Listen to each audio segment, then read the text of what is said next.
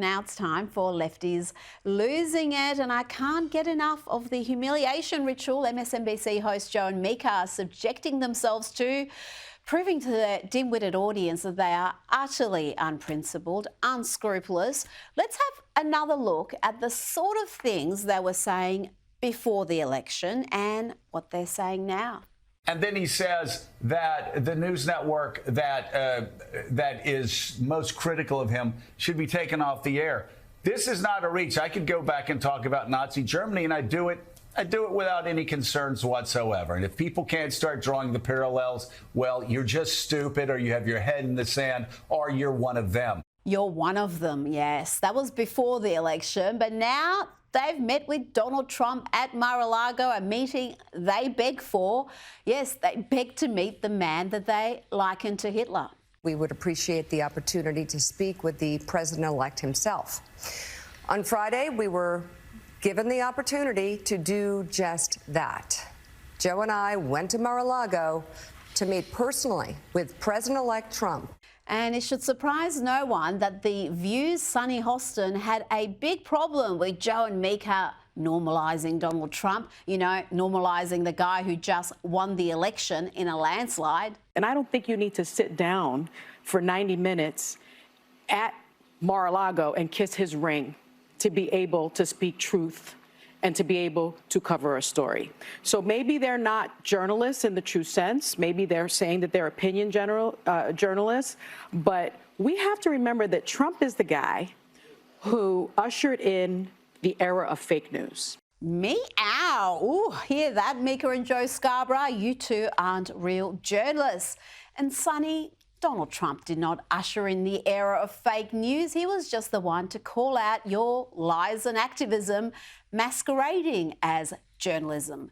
Like the fake news you spread about Matt Gaetz in recent days, which resulted in this apology earlier today. Sonny, you have a legal note. I do have a legal note. Thank you, Whoopi. Matt Gaetz has long denied all allegations, calling the claims, quote, invented, and saying in a statement to ABC News that this false smear following a 3-year criminal investigation should be viewed with great skepticism. That DOJ investigation was closed with no charges being brought. I'm not sure how sincere that sour-faced apology was from Sonny. Maybe Matt Gaetz should demand another one until she gets it right. And if you want to know why Matt Gaetz scares them so much, then have a look at this. Whether he's questioning the Secretary of Defense about his dud predictions or berating fellow politicians for being owned by lobbyists, Matt Gaetz is fearless. You guys told us that Russia couldn't lose. You told us that the Taliban couldn't immediately win. And so I guess I'm wondering, what in the $773 billion that you're requesting today is going to help you make assessments that are accurate in the face of so many blown calls?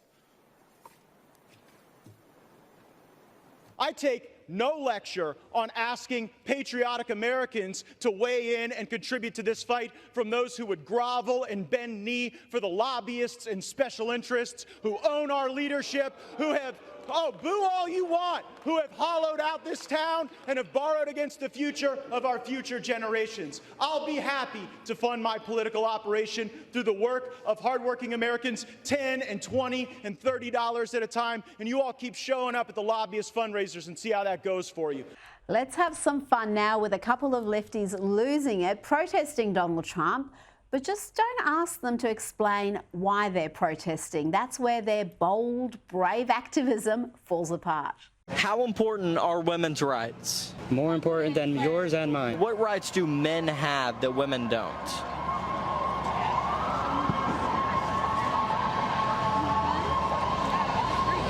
I think I'm done here today, guys.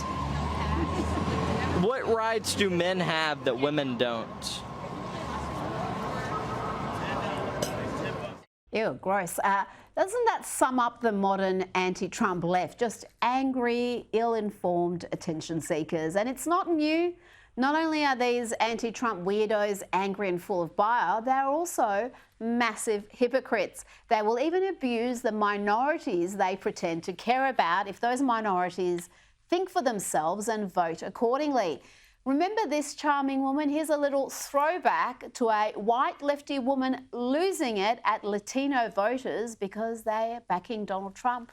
These are voters who are either illiterate, they can't read, they are voting for an like Trump.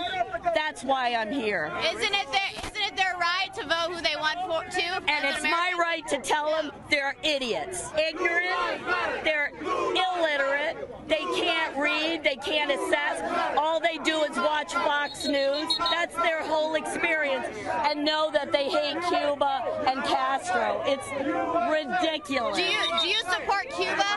Yes, I do. Even though they're communists? Yes, I do. I'm a socialist. And Republicans should pray that their political opponents remain as dumb and irrational as the likes of the Washington Post's Jennifer Rubin.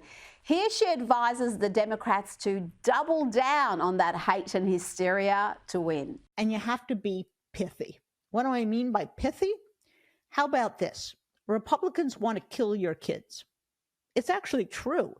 If you're going to oppose vaccinations, if you're going to stop breakthrough medical research.